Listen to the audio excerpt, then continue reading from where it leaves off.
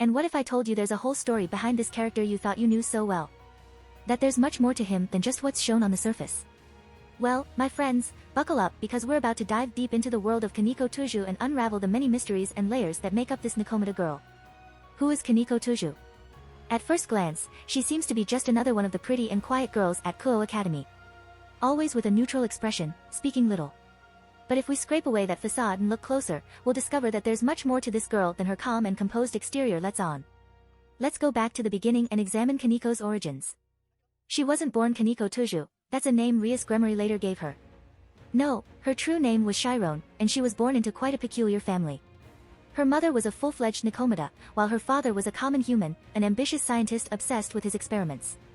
From the start, Chiron's life was marked by tragedy. Her parents died in an experiment-related accident when she was still very young, leaving her and her older sister Kuroka orphaned. Kuroka did her best to protect and care for her younger sister, but fate had other plans for the two Nekomatas. They ended up being adopted by a devil from a branch family of the House of Nibirius, but this adoption came with great responsibility. Both Kuroka and Chiron were reincarnated as devils and became part of their new master's peerage. However, this apparent salvation soon turned into another tragedy. Kuroka's power as a Nekomata grew out of control, supposedly leading her to kill her master and become a stray devil. Of course, that's what they told Chiron. The truth behind these events was much darker. Her master planned to use Chiron as a test subject in experiments to create a super devil. To save her sister, Kuroka had no choice but to kill him. But Chiron, young and traumatized, believed that her sister had gone mad with power. She witnessed Kuroka killing their master, not understanding the true motivations behind the act. Now considered an accomplice to her sister's crimes, Chiron was sentenced to death by the devils, who wanted to prevent another Kuroka incident.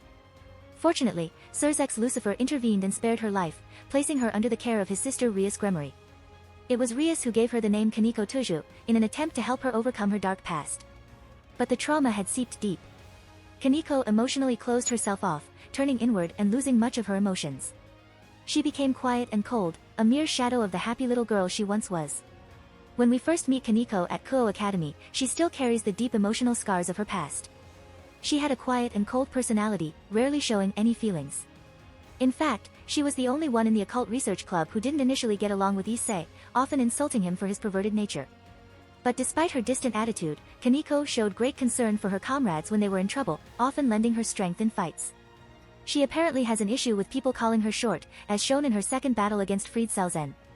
This may stem from her insecurity about her own small body and modest bust. At the end of Volume 5, we see the first major shift in Koneko's personality. After Issei helps her overcome her fear of using senjutsu, she starts acting like a cat, often ending her sentences with "Naya" and showing attraction towards Issei. Her love for him grows so much that, at the beginning of Volume 11, she enters her mating season, though this was later stopped by her sister Kuroka. However, she still insults him when his perverted nature gets the better of him, at least when it isn't directed towards herself. Koneko even states that she enjoys Issei viewing her as a woman. She is slowly emerging from her shell and regaining her ability to feel deep emotions. Now that we've explored Koneko's complex psyche, let's take a look at her impressive abilities and powers. As a Nekomata, she can use senjutsu, a technique that gives her control over the flow of ki and allows her to greatly enhance her physical attacks and affect opponents internally. Koneko can also cover herself in a ki aura called Tuki, dramatically increasing her strength, defense, and speed. She is described as having extreme strength, able to lift people and objects much larger than herself effortlessly. Her durability is also high, with most attacks simply bouncing off her. In addition to her senjutsu abilities, Koneko is a masterful martial artist, mastering various fighting styles such as boxing, karate, and wrestling. She can combine martial arts with senjutsu to make her physical attacks even more dangerous. After accepting her Nekomata powers, Koneko only continues to improve her skills through hard training and battle experience. She can also assume a Nekomata mode level 2, growing a second tail and covering her body with Tuki using senjutsu to gain an explosive power boost for a limited time. Her Chiron mode form also unleashes her full Nekomata potential, allowing her to use moves like Kasha and become the very power of purification. As impressive as her fighting abilities are, Koneko's emotional journey and growth as a person are equally noteworthy. She overcame the deep depression caused by her sister's betrayal and murder of their master, thanks to Ria's support. It was during this time that Rias gave her the name Koneko and made her a part of the occult research club.